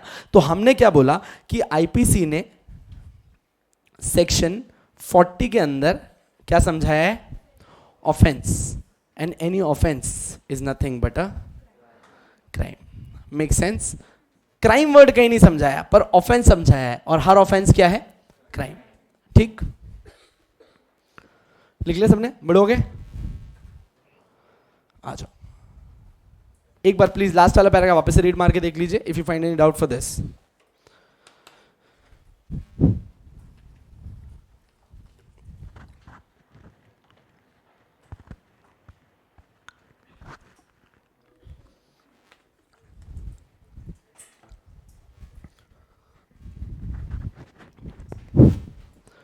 सो नाउ हमने पूरा फर्स्ट सेक्शन खत्म कर लिया है। Let's go ahead to the next part. अब ये बात कर रहा है कि ये कब पास हुआ था। अब इसकी एक खूबी बता दूं आपको, ये पास तो 1860 में हो गया था, मतलब कि पार्लियामेंट ने इसको अप्रूवल देके कोड बना दिया था 1860 में, पर इसकी एप्लीकेबिलिटी आई 1 जनवरी 1862 में, मतलब इसके पास होने के 2 साल बाद। सर ऐसा क्यों? इसका कोई रैशनल नहीं है, क्योंकि ब्रिटिश लॉ था, ब्रिटिश लॉ में हमारी कोई प्रैक्टिस नहीं चलती थी। आज के टाइम में एप्लीकेबिलिटी के रूल्स अलग होते हैं, उस टाइम पे एप्लीकेबिलिटी के रूल्स उनके हिसाब से चलते थे। उन्होंने बना 1860 में दिया पर एप्लीकेबल 1862 में किया। पर ये जो वर्ड मैं बोल रहा हूँ, बना पहले दिया, एप्लीकेबिलिटी में 2 साल बाद आया, इसका मतलब क्या है ये समझते हैं एक बार, प्लीज बात समझिएगा। अच्छा, सबने एक बार कभी लाइफ में फाउंडेशन में ये पता है कि लॉ बनाने का प्रोसीजर क्या होता है? सबने पढ़ा है? ठीक है, लेट्स सी, एक बार मुझे रिवाइज करवा दीजिए क्या होता है। सर एक बनता है draft bill. Do you remember this word draft bill? Why do you call this as a draft bill?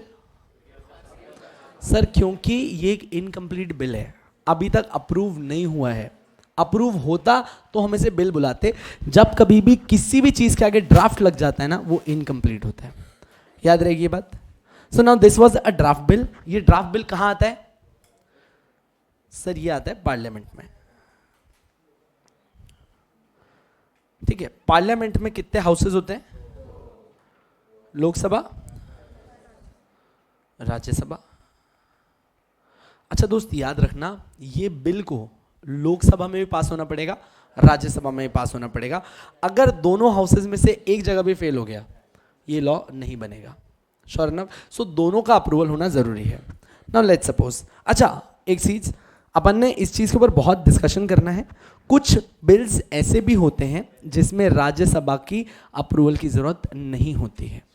Anyone knows वो कौन से बिल होते हैं? जैसे कि मनी बिल।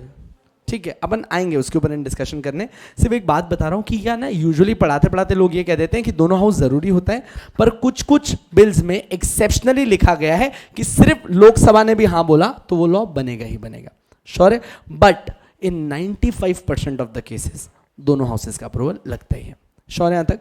ठीक है, अब लोकसभा ने भी अप्रूव करना है, इसने भी, मतलब दोनों का क्या चाहिए अपने को? अप्रूवल चाहिए। अगर दोनों हाउसेस इसको अप्रूव कर देते हैं तो ये क्या बन जाएगा? अभी तक ये सिर्फ बनता है एक बिल। फिर ये बिल क्योंकि अब सैंक्शन हो गया है। अच्छा एक सेकेंड ना, अब मैं एक बहुत ट्रिकी क्वेश्चन पूछने वाला हूं, आप आराम से पूरा procedure soon low. Tricky question and में आएगा, मैं रिपीट नहीं करूंगा ये सारी चीजें। यहां तक किसी को कोई डाउट है? A draft bill comes into the parliament, both the houses approve it, becomes a bill. Sure? This bill goes to the president for his approval, उसे हम बोलते हैं प्रेसिडेंट्स असेंट। और अगर प्रेसिडेंट ने से असेंट दे दिया तो ये क्या बन जाता है? श्योर है? कोई डाउट नहीं यहां पे? एनीवन? कूल। ये जो प्रेसिडेंट ने आपको अप्रूवल दिया बन गया एक्ट, पर ये इन फोर्स कब आता है? बहुत ही बढ़िया। ये इनफोर्स आता है जब प्रेसिडेंट इसे एक्सेप्ट करे, साथ साथ में इसको भारत के ऑफिशियल गजेट में नोटिफाई करे। अब आता है सवाल, what is official gazette? Anyone remembers? बोलो बोलो, तेज बोल दो। It's a news of the government. Rather सिंह it is a news. अगर पहले मैं हिंदी में बोल दूं, यह है भारत का राजपत्र। If you see the paper by which the country is governed, this paper is not of the government but by the government for the entire public. इसका मतलब क्या हुआ कि इस पेपर के अंदर जो चीज लिख गई वो मेरे पूरे देश में लागू होगी। और अगर यहां लिखी है तो हम ये मानते हैं कि आप सबको पता था कि ये लॉ बन गया है। श्योर इनफ है? इसे कहते हैं ऑफिशियल गजेट, हिंदी में कहा जाता है भारत का राजपत्र। Sure enough? ठीक है। जिस दिन यहां पे इसे नोटिफाई करते हैं ना, तो यहां पे एक डेट डाल दी जाती है कि इस दिन से ये लॉ नोटिफाई हो जाएगा। अच्छा, इसमें प्रेसिडेंट जो तारीख डालना चाहे वो तारीख डाल सकता है कि इस तारीख से एप्लीकेबल होगी। Sure enough? हाउएवर प्रेसिडेंट को एडवाइस किया जाता है कि लोगों को इस लॉ की पूरी अवेयरनेस और सब कुछ समझाना है, तो जब आप ये नोटिफिकेशन में डेट डाल रहे हैं उससे पहले मेक श्योर करिएगा कि ये लॉ सब तक पहुंच जाए। क्या आप लोगों को एक लॉ पता है जो अभी रिसेंटली पास हुआ था? जब नहीं इतना रिसेंट नहीं, Nirbhaya case. Everyone remembers Nirbhaya case? A girl was raped, brutally killed by inserting a rod. इसमें जो मेन अक्यूज था वो अभी बाहर है and he is living a happy and prosperous life. क्यों? क्योंकि उसकी उम्र 17 साल और कुछ महीने थी, इसीलिए कोर्ट ने उसे बच्चा बुलाया और बच्चा समझ के उसे 3 साल में छोड़ दिया गया। The person who was actually doing all things is out. यहां तक सब साथ हो? कोई दिक्कत नहीं है? ठीक है। हम सबको इस बात पे गजब चिढ़ाई है कि उसे बाहर क्यों निकाला। बच्चा था, मतलब 5-6 महीने से बच्चा था, इसका मतलब है कि अपन छोड़ देंगे उसको? डू यू नो कि इस केस के बाद इंडियन पीपल ने बहुत हेटरेट दिखाई हमारे लॉज के लिए और जजेस को गालियां दी। जज ने कहा प्लीज आप एक मेरी बात समझो, मैं यहां जस्टिस करने बैठा हूं, आपके इमोशंस देखने नहीं।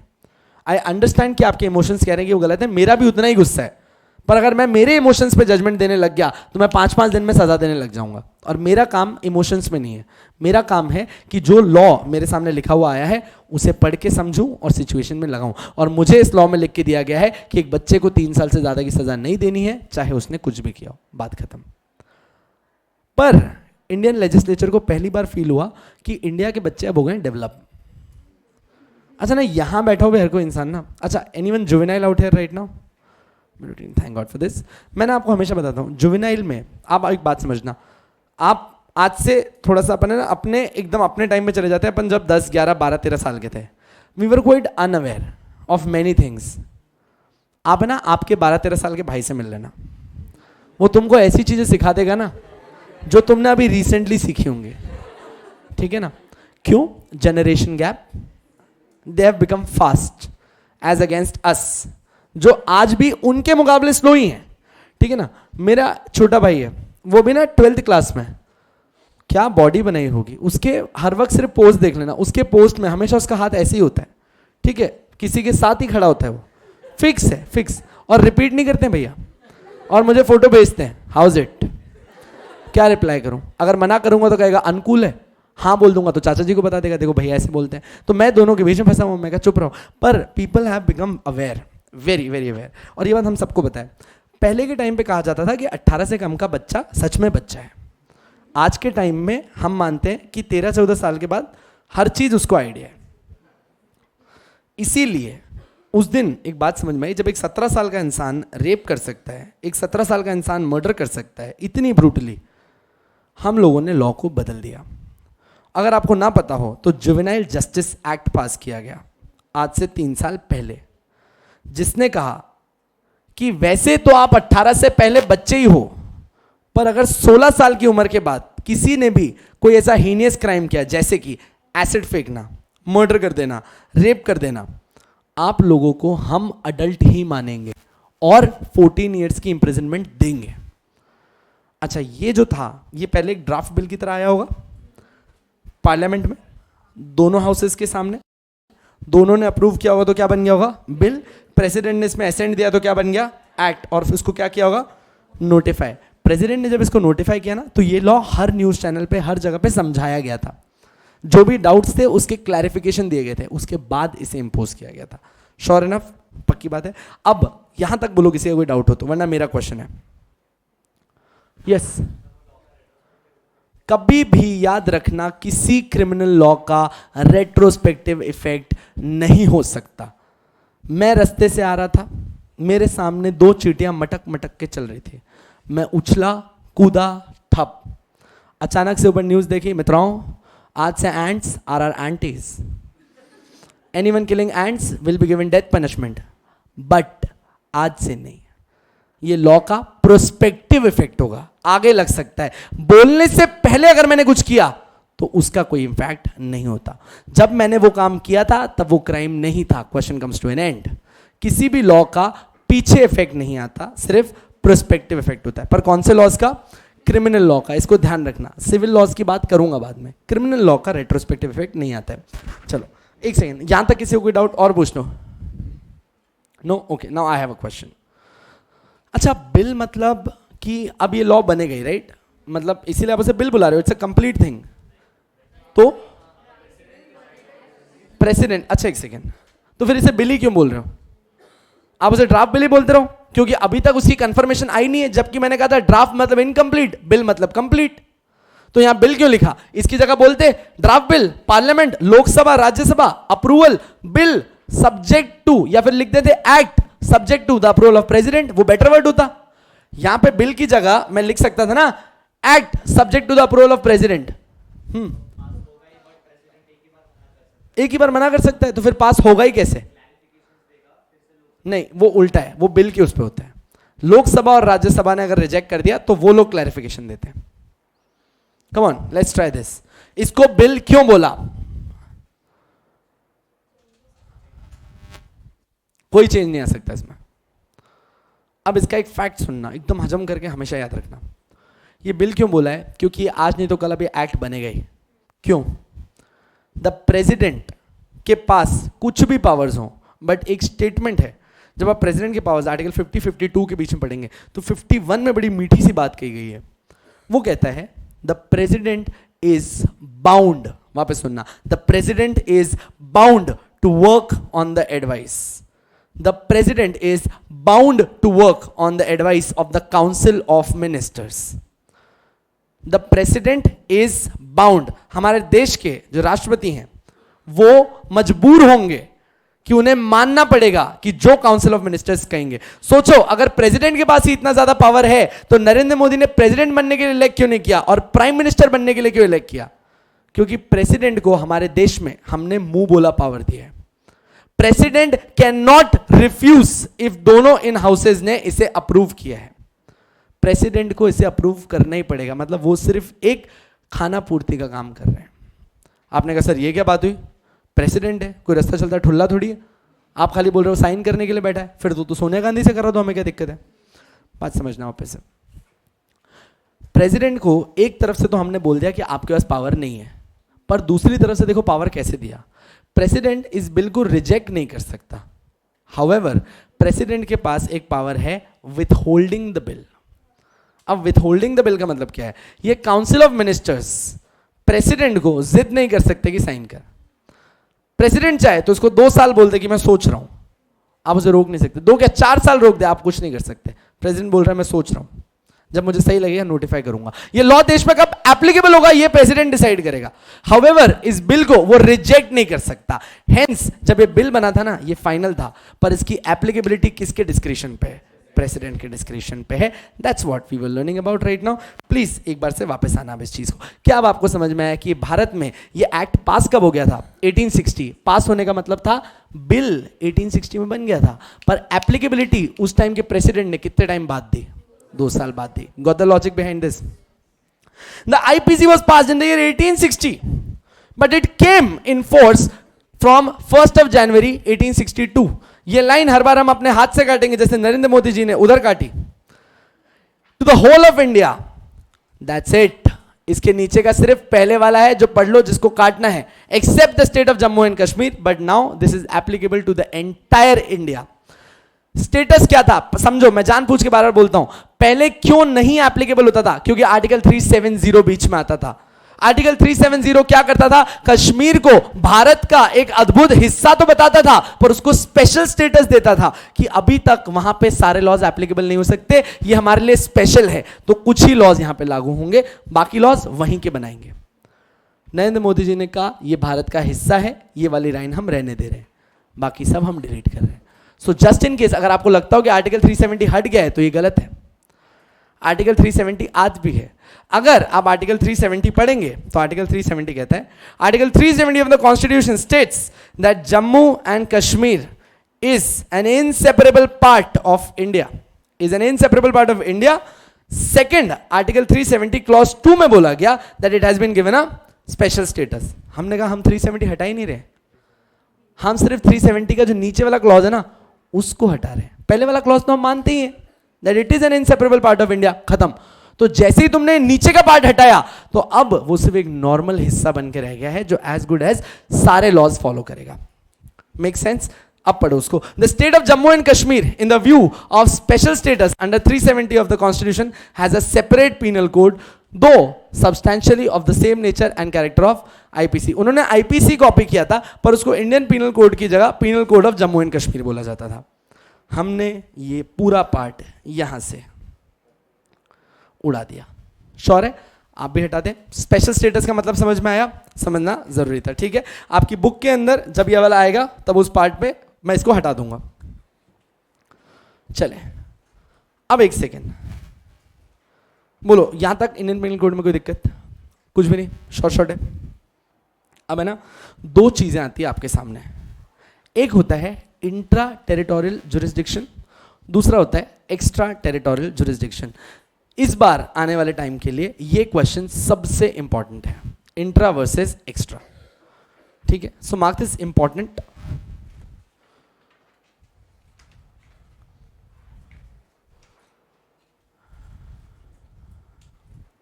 चलते हैं। अच्छा लेट्स ट्राई, आप लोग अपना गैस मारिए। What do you mean by intra territorial jurisdiction? With in the state of India. अच्छा एक सेकंड, इंडिया क्या है? नहीं नहीं, इंडिया क्या है? आपने कह दिया it is applicable in India. India क्या है? I get it. कहां लिखा है कि इंडिया की टेरिटरी क्या है, कैसे बनी है, कहां पे? अगर मैं तुमसे पूछूं, हाँ कॉन्स्टिट्यूशन में कहां पे? आप सब लोगों ने आज तक ये पढ़ा है कि इंडिया ये होता है, इंडिया वो होता है। आप मुझे बताओ कि इंडिया डिफाइंड कहां है? सर इंडिया कोई डिफाइन होता है क्या? कुछ भी बोल रहे हो तुम, सुबह सुबह क्या कॉफी की जगह कुछ और पी लिया क्या? इंडिया डिफाइंड है। It's article 1 of the constitution of India that defines India. हमारे संविधान का सबसे पहला आर्टिकल, जो सबसे इंपॉर्टेंट आर्टिकल है, वही इंडिया को समझाता है। अगर आर्टिकल 1 की जबान कहूं तो आर्टिकल 1 कहता है India which means Bharat. Article 1 आप रीड करोगे तो कहेगा India which means Bharat is the collection of different states, union territories and also आने वाले टाइम में अगर इंडिया किसी को कैप्चर करता है तो वो भी इंडिया का एक पार्ट कहलाएगा। तो आर्टिकल 1 ने 3 चीजें कही। It is a union of states and union territories. It is the union मतलब साथ में आना, of states and union territories, and also अगर इंडिया किसी और को आगे कैप्चर करता है। सर इंडिया किसी और को कैप्चर करता है, ये क्या बातें कर रहे हो आप? अच्छा अगर आपको ना पता हो तो जब अपना इंडिया आज़ाद हुआ था उसके बाद भी बहुत सारे स्टेट है ना अपने सेपरेट स्टेटस लेके बैठे थे। फॉर एन एग्जाम्पल हैदराबाद, निज़ाम बोलते हैं हम आपके साथ नहीं आएंगे, हम अलग है, हम हमारे हिसाब से रहेंगे। And then the Indian prime minister, president and all the other ministers that time set, और हमने कहा कि अगर ये स्टेट ऐसे ही बढ़ते रहे। अब देखो अपने दिमाग में ऐसा क्यों था, क्योंकि यूके वाले और ये सब लोग जो ब्रिटिशर्स हमारे आए थे, ये सब हमको डिवाइड करके रखते थे। तो सबको लगता था कि हमारा स्टेट, हमारी टेरिटरी इतनी है। और देन इंडिया जब कॉन्स्टिट्यूशन लेके आ रहा था तो सबसे बड़ा झगड़ा था कि कोई साथ में आने को तैयार नहीं। तब इन लोगों ने डिसाइड किया कि अब अगर जरूरत पड़ी तो अपन आपस में भी लड़ेंगे, पर अक्वायर करके हिंदुस्तान को एक होना ही होगा। There was a great movie, I am forgetting the name, जिसमें परेश रावल है और निज़ाम है हैदराबाद के सामने से, जिन्होंने कहा था कि हम हार नहीं मानेंगे, हमारी आर्मी तैयार है लड़ाई करने के लिए। यहाँ से इंडिया से आर्मी गई है हैदराबाद के ऊपर कि आपको लड़ना है लड़ लो, पर हैदराबाद को तो अब इंडिया का पार्ट बनना ही पड़ेगा और इंडिया को अब एक होना ही पड़ेगा। क्यों? क्योंकि अगर हमें सुपर पावर बनना है, अगर हमने पावरफुल बनना है तो हम सबने साथ में आना पड़ेगा। ये डिस्कशन था। इसको करने के लिए हमने भारत में विद इन बहुत सारी लड़ाइयाँ की है। इसीलिए कॉन्स्टिट्यूशन के आर्टिकल 1 में तीसरा क्लॉज ये था कि एनी अदर स्टेट और union territory acquired by India is also a part of India. Do we get it? पक्की बात। तो हम लोग इस आर्टिकल को इसलिए नहीं पढ़ते हैं कि हम आज पाकिस्तान से वॉर करके उनको ले लेंगे। ये उस टाइम पे 1950 में इस क्लॉज को इसलिए डाला गया था क्योंकि हम ये सिग्निफाई करना चाह रहे थे कि भारत में अभी भी बहुत सारे टुकड़े हैं जिनको जोड़ के एक हिस्सा बनाना है। श्योर एकदम? कमिंग बैक, अब आर्टिकल 1 का मतलब समझ में आया। Article 1 defines India. अब इंट्रा टेरिटोरियल जुरिस्डिक्शन का मतलब क्या होता है? इंट्रा मतलब विद इन, इंट्रा मतलब विद इन, टेरिटोरियल मतलब विद इन द टेरिटरी, और जुरिस्डिक्शन का मतलब मेरा एरिया जिस पे मैं राज करता हूं। दिस क्लास में आई have a jurisdiction, I can guide you. Jurisdiction, intra territorial jurisdiction, this is my intra territorial jurisdiction. However इधर से बाहर निकलते ही क्लास के कोई दूसरा बच्चा हुआ, उसको मैं कुछ नहीं बोल सकता। This is extra territorial jurisdiction. Sure enough? Intra versus extra. पर एक बात समझनी है कि कितना इंट्रा होता है, ये सबसे पहले समझना जरूरी है। क्यों? क्योंकि आईपीसी को लागू करने के लिए पहले यह समझना पड़ेगा कि भारत का हिस्सा कितना है। पहली लाइन एक चीज, आईपीसी पूरे भारत पे एप्लीकेबल है, जस्ट अभी अपन ने पढ़ा था, that applies to the whole of India. तो जो चीज भारत का अटूट हिस्सा है उस पे आईपीसी लगेगा। नाउ लेट्स से कि आप लोगों ने, ठीक है ये तो सही लग रहा है यार, अलग लेवल है, क्या बात कर रहे हो, ठीक है थोड़ा हो गया ना, मेरी भी हेल्प बढ़ गई।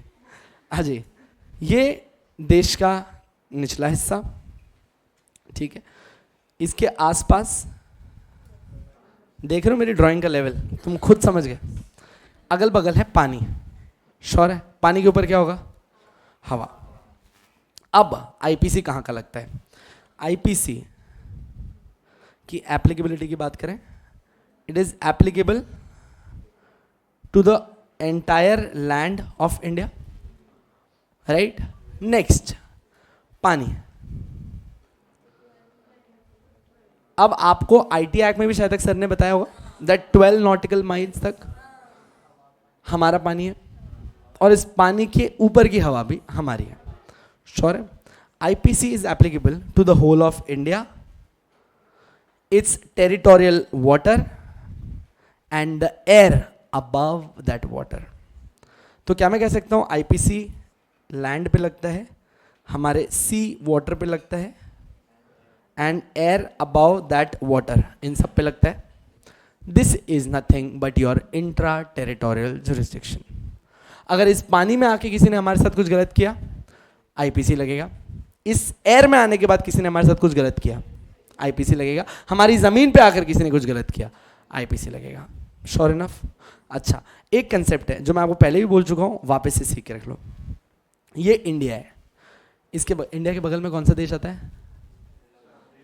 थोड़ा इस तरफ अगर राइट साइड जाए तो तुम्हें नहीं पता ना, छोड़ो रहने दो. इधर आता है यूके.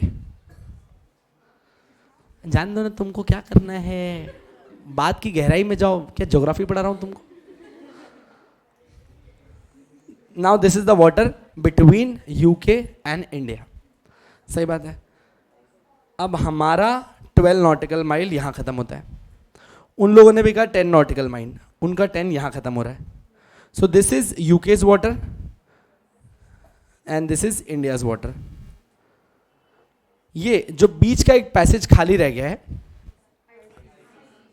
ये ना यूके का है ना इंडिया का है. इस वाले जोन को जो ना यूके का है और ना इंडिया का है, उस पानी को बोला जाता है हाई सीज. श्योर.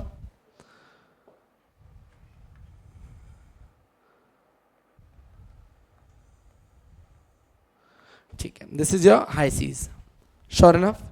अब बात समझनी है, ना ये यूके का पानी ना ये इंडिया का पानी. अगर यहां पे कुछ गलत हुआ तो कौन सा लॉ लगेगा? ठीक है, यहां पे लॉ समझिएगा.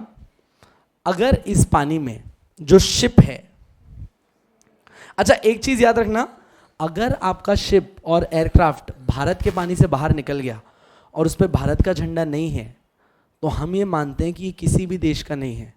इसका मतलब है ये किसी भी पानी में घुस जाएगा और उस देश के लिए थ्रेट है. तो मान लो कि इंडिया का एक जहाज निकला है, जो जहाज निकल के जा रहा है यूके की तरफ. ठीक है, एकदम गलती से वहाँ के जो कैप्टन साहब थे वो झंडा लेना भूल गए. ठीक है, थोड़ा जल्दी में थे, वो निकल गए, यूके के पानी में एंटर कर रहे हैं और इशारा भी कर रहे हैं, hi hi we are Indians Indians Indians. UK वाले तुमको मिसाइल छोड़ के फोड़ने ही वाले हैं, क्योंकि उनके लिए तुम टेररिस्ट हो. The ship which belongs to no one. Sure enough. इसी जगह पे अगर इस शिप के ऊपर इंडियन फ्लैग लग रहा है, इस शिप के ऊपर इंडियन फ्लैग लग रहा है, वो तुमको नहीं मारेंगे, वो तुमको इंडियन फ्लैग में नहीं मारेंगे. यहां तक की बात समझ में आई? ठीक है, अब इस चीज को थोड़ा सा आगे लेना. इसके रियल केसेस भी बताता हूँ. यूएस एक्सपर्ट है इन चीज़ों में. यूएस का जब दिमाग घूमता है ना, मिसाइल लेके बाहर खड़े हो जाते हैं लोग. ठीक है ना, तो कभी भी किसी को भी उड़ाया हुआ है. और रशिया और यूएस की कोल्ड वॉर क्यों है? जब मर्जी बढ़ती उड़ा देते हैं एक दूसरे को कुछ ना कुछ. अब समझना, ये इंडियन वाटर, ये यूके का वाटर, बीच में क्या है? High seas. ना आपका ना मेरा. अगर मेरी शिप उस वाटर में है जिस पे मेरा फ्लैग लगा हुआ है, अगर इस शिप पे कुछ भी गलत हुआ तो हम बोलते हैं कि इंडिया के अंदर ही कुछ गलत हुआ है. अगर हाई सीज में मेरी शिप पे मेरा फ्लैग लगा हुआ है और उसमें कुछ गलत हुआ तो हम बोलते हैं कि इंडिया के अंदर ही कुछ गलत हुआ है, और इसके ऊपर क्या एप्लीकेबल होगा? आईपीसी एप्लीकेबल होगा. ऑपोजिट, यूएस का शिप था जिस पे कुछ गलत हुआ, यूएस का शिप था जिस पे कुछ गलत हुआ, यूएस का फ्लैग लग रहा है, क्या आईपीसी लगेगा? नहीं लगेगा. Sure enough. So now you understand कि फ्लैग की कितनी वैल्यू है. सेम चीज अगर एयरक्राफ्ट की बात करोगे तो एयरक्राफ्ट पे किसका फ्लैग होना चाहिए? इंडिया. अगर आपको बताओ, आपने कभी नोटिस किया हो तो अपने इंडियन आर्मी में ऐसे ना अपने प्लेन्स के ऊपर ऐसे ये 3 सर्कल्स होते हैं जो अपना फ्लैग रिप्रेजेंट करते हैं. जो अपने फ्लैग के 3 कलर्स है ना, उसी पे ये बनता है. That signifies that it's the Indian flag. Sure ना, ये ऐसे डिजाइन नहीं है. ठीक है, वो रिप्रेजेंट करता है दैट इंडियन प्लेन है. नाउ ये सारी चीजें क्यों कर रहे हैं हम? ताकि जब हम कहीं भी जाएं तो हमें रिप्रेजेंट किया जाए कि उस कंट्री से आ रहा है और हमें रिप्रेजेंटेशन मिलेगा और हमें कोई कुछ करेगा नहीं. Sure enough. अब मेरे लिए एक बार वापस से रिपीट करवा देना. What all thing amounts to intra territorial jurisdiction. The land of India is intra territorial. The water up to 12 nautical miles is intra territorial. The air about that water intra territorial. High seas में Indian ship with the Indian flag intra territorial. Sure enough. पक्का. अच्छा, अब एक चीज समझना और मुझे इसका आंसर करना. अभी रीड नहीं करना इसको. बाहर से यूएस से 2 फॉरेनर्स इंडिया में आए हैं. कहां से आए? यूएस से. अच्छा, इन बेचारों को ना तुम्हारे यहां का कोई लॉ नहीं पता. ये आए और इन्होंने कुछ गलत कर दिया.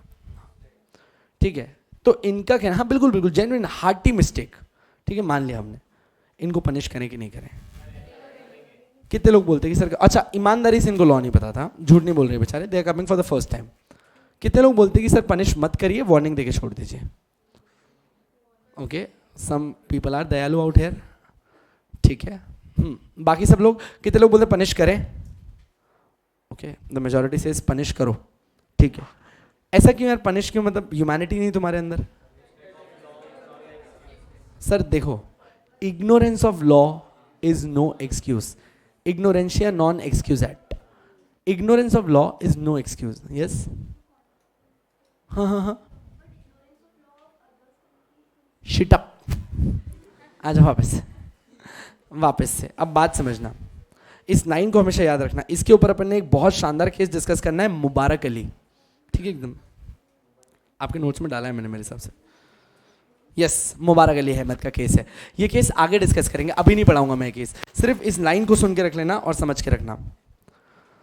बाहर का लॉ. अच्छा एक सेकंड, यूएस वाला क्या बोल रहा है? इंडिया का लॉ हमारे यहां पे थोड़ी कोई पब्लिश किया हुआ था, तो हमें कैसे पता होगा? तो एक ही चीज हमेशा याद रखना, एक लॉ को सिर्फ अपने देश में पब्लिश होना चाहिए, और जो इंसान यहां पे आ रहा है हम उसको बोलते हैं कि ये आपकी रिस्पॉन्सिबिलिटी है कि यहां का लॉ देख के आओ.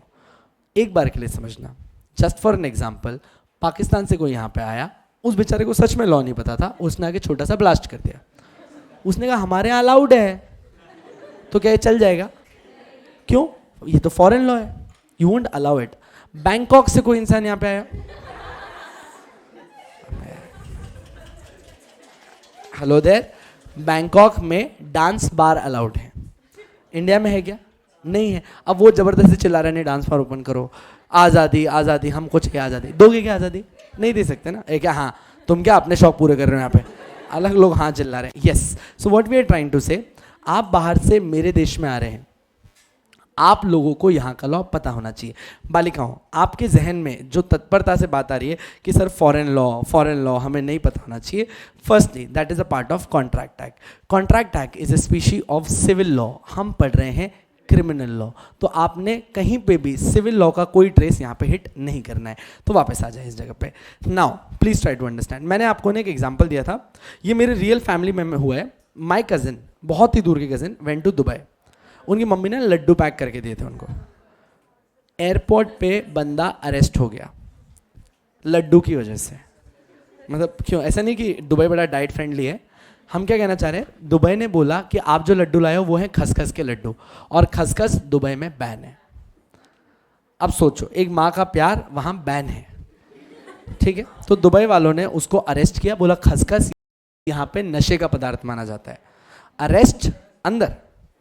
आप समझ रही है, मतलब एक इंसान जब इंडिया वापस आएगा तो उसकी सेल्फ रिस्पेक्ट कितनी नीचे होगी.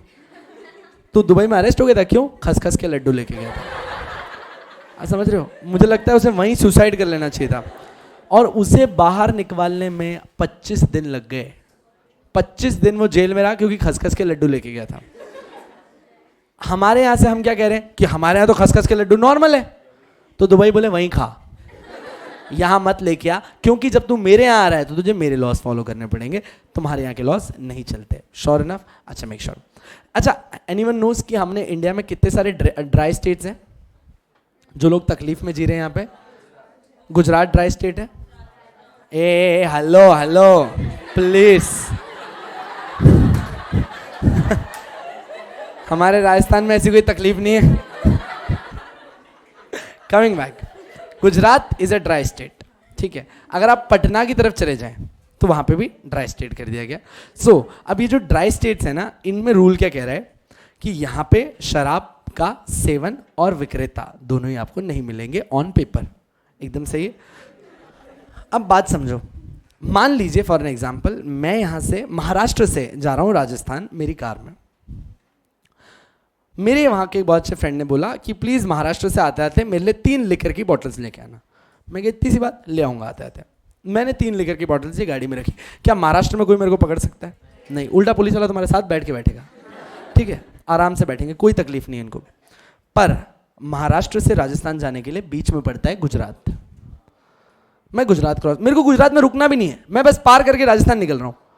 अगर गुजरात पुलिस ने मुझे रोक लिया तो मैं बोल सकता हूं कि यहां थोड़ी पी रहा हूं। भाई तुम कुछ भी कर लो, पहली बात तो वो तीनों बॉटलें सीज होंगी वहीं की वहीं गुजरात में, और सेकंड चीज तुम्हें पनिश किया जाएगा of carrying liquor in a dry state. Sir ये क्या बात हुई? फिर उस हिसाब से तो कोई भी इंसान बाय रोड राजस्थान से यहां पे जा रहा है तो मतलब ला ही नहीं पाएगा। यस, क्योंकि उस लैंड पे वो लॉ है, आप उसे नहीं कैरी कर सकते हो। एकदम ठीक है। हमें क्या पता, आप यहां से निकलते निकलते गुजरात में किसी को देते हुए चले जाओ तो फिर वो बंदा आगे अंदर पास कर दे तो हम रिस्क नहीं लेंगे। ये गुजरात का लॉ है। अब मुझे पता हो या ना हो, मैंने उस लॉ का उल्लंघन किया है, मेरे पे फाइन लगेगा, बात खत्म। Make sense to you now? ये सब चीजें होती है इंट्रा टेरिटोरियल जुरिस्डिक्शन। सिर्फ अपन खाली ये 4 लाइन रीड मारेंगे, इंट्रा टेरिटोरियल खत्म नहीं हुआ है, सिर्फ शुरू हुआ है। इस जुरिस्डिक्शन को पढ़ने में अपने को और टाइम लगेगा। प्लीज देख लीजिए, द ज्योग्राफिकल एरिया और the subject to which a law applies. एक एरिया जहां पे लॉ अप्लाई होता है is defined as the jurisdiction of that law. मेरा पावर मेरे इस एरिया तक है, मेरे इन लोगों तक है, this is jurisdiction. Ordinarily, laws made by a country are applicable within its own boundaries because a country cannot have a machinery to enforce its laws in other sovereign countries. मैं यहां law बना के ये law UK या फिर US में लागू नहीं कर सकता। श्योर, ठीक है, आगे बढ़ते हैं। Thus, for most of the laws, the territorial jurisdiction of the law is the international boundary. जो आपकी फाइनल इंटरनेशनल बाउंड्री है ऑफ दैट कंट्री, वहां तक ये लॉ एप्लीकेबल होगा। श्योर, एक मिनट।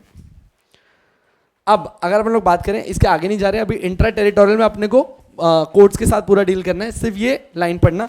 अच्छा, यहाँ पे एक्स्ट्रा स्पेसिंग हो गई है, please that cut that spacing, this is 1 paragraph only. Where अ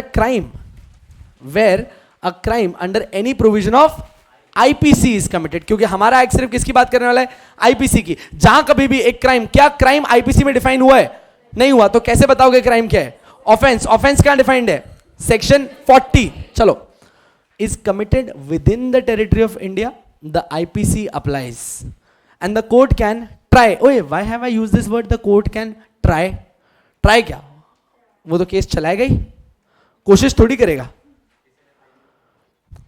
जब कभी भी लॉ के अंदर आप ये वर्ड पढ़ते हो ना ट्राई, इसका मतलब है ट्रायल, TRIAL।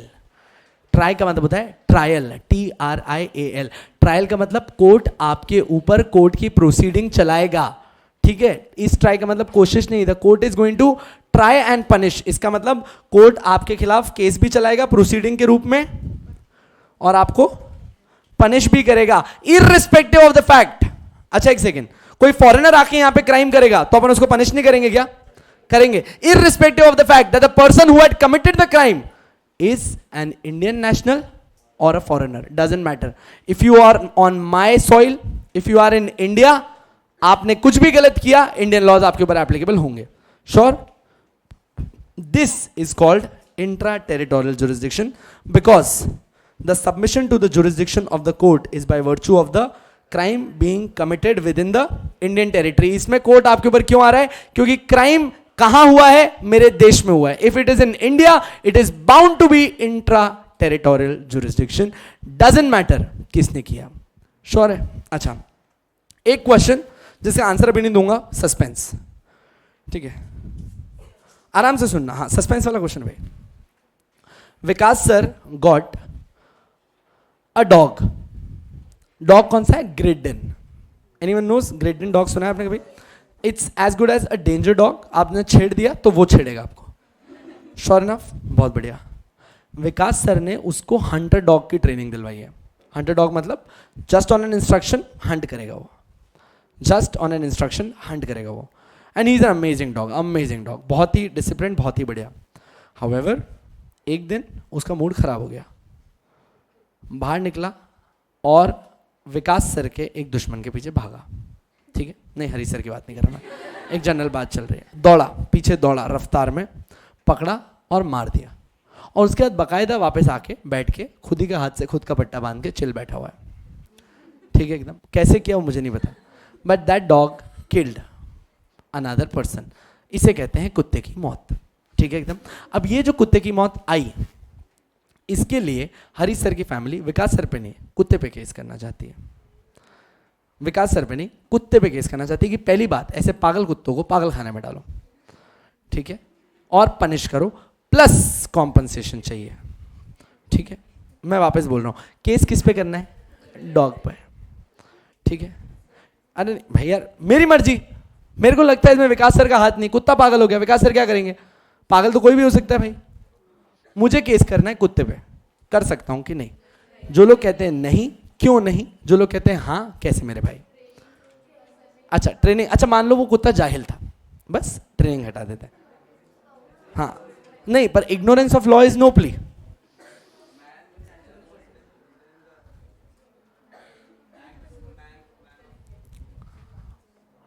Yes, anyone? कुत्ते के मुंह पे खून लगा हुआ है, हरीश सर के उस पर पूरे शरीर पे निशान है, प्रूफ तो 2 मिनट में हो जाएगा. ओनर इज लाइबल, मतलब तुमने कुल मिला के कुत्ते के चार्ज विकास सर पे लगा दिए. मतलब तुम्हें चांस कि उसने काट के मारा है. काटा कुत्ते ने, विकास सर ने बोला काटने के लिए नहीं, तो फिर विकास सर पे क्यों? अच्छा एक काम करो, तुमको विकास सर से इतना प्यार है, एक काम करो, जंगली कुत्ते ने मार दिया, खत्म करो. अब क्या गवर्नमेंट पे केस करोगे? हाँ, अब जंगली कुत्ता तो कोई बात नहीं सर, मर गया, कुत्ते की मौत कोई नहीं, अब जान दो. कुत्ते ने ड्रिंक किया था. हाँ, हरीश सर के ड्रिंक करने से और कुत्ते की मौत मरने से तेरा कहां है? तू अपनी पार्टी सीन्स अलग रख. हाँ, उन्होंने ड्रिंक किया तो ड्रिंक करके कुत्ते को छेड़ रहे थे वो. हाँ,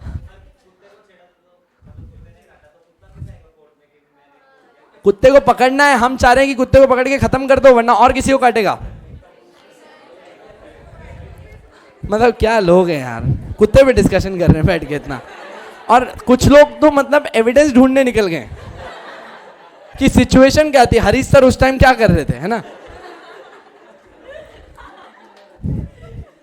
मुझे पता था. अच्छा, ये सब आपको बताने के लिए क्यों था? क्योंकि एक्चुअली जेन्युइनली ऐसे केसेस हुए हैं जहां पे लोग एनिमल्स पे केस करने चले जाते हैं, जिसमें लैंडमार्क वर्डिक्ट आया था. और इसको हमेशा याद रखना दैट जब मैं आगे चल के आपको बताऊंगा इंग्रेडिएंट्स ऑफ अ क्राइम, इसीलिए इंग्रेडिएंट्स ऑफ क्राइम में सबसे पहला इंग्रेडिएंट होता है human being. Ingredient of a crime का पहला इंग्रेडिएंट है ह्यूमन बीइंग. मतलब कि any animal is not subject to IPC. Okay, एक सेकेंड, बट सस्पेंस का क्वेश्चन अब आएगा. अभी रिसेंटली अगर आपने एक न्यूज देखी, और अच्छा ना बहुत बड़ी न्यूज थी, that an animal was raped by a drunk person. हाँ, फैक्ट है भाई साहब. वो बकरी घबरा गई. ठीक है, उसने चिड़ में दूध देना बंद कर दिया. उसने कहा तुम लोग लायक नहीं हो. अब मेरे को जानना है, मेरे को सिर्फ इतना जानना है कि उस बकरी को रेमेडी कहाँ है. श्योर इनफ, उस बकरी को रेमेडी कहाँ है? हाँ, पर एनिमल राइट्स में क्या एनिमल राइट्स है? A human being has raped an animal. मुझे जानना है बकरी की रेमेडी क्या है. श्योर इनफ, कल तक बकरी केस करेगी, डरो मत तुम, उसके ओनर बताएंगे. ठीक है सर, हमें कैसे पता पड़ा उस डिटेल में नहीं जाना. रेप हुआ, बात खत्म. 2 एविडेंस है हमारे पास, उन्होंने देखा था. श्योर, हाँ रेप हुआ है. ठीक, तो आप मेरे को कल बताओगे अबाउट दिस बकरी, where she can ask and which court will help this बकरी. श्योर. अच्छा सर, प्रूव नहीं होगा, ये सब होगा. मैं बोल रहा हूं प्रूव्ड है, आप प्रूविंग पे मत जाओ. प्रूव्ड है. आप मेरे को ये बताओ पनिशमेंट कहां होगी, आईपीसी में है कि नहीं है? आप आईपीसी में जा रहे हो तो क्या आप रेप की तरफ जा रहे हो? आराम से सोचो, कल मुझे बताना. I shall stop here. Thank you for sitting this lecture. कल तक के लिए जिंदा रहेगा, मिलते रहेगा. जय हिंद, जय महाराष्ट्र.